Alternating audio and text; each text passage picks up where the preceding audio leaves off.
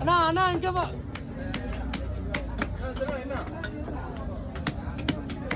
ஆயிரம் கூட மேல வந்து பாரு.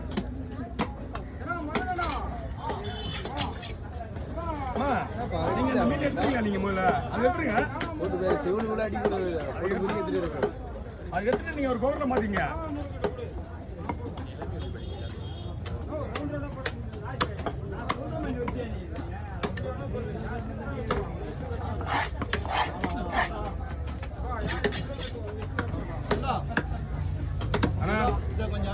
அண்ணா நீ அப்படியே பின்னாடி வாங்க. என்ன மீன் பாருங்க, சிப்பிலியா?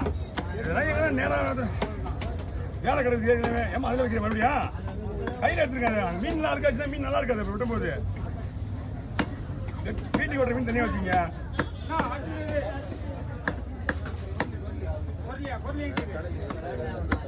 லேட்டாக போகுது கண்டிப்பா. நல்லா வெட்டி ஆகணும்.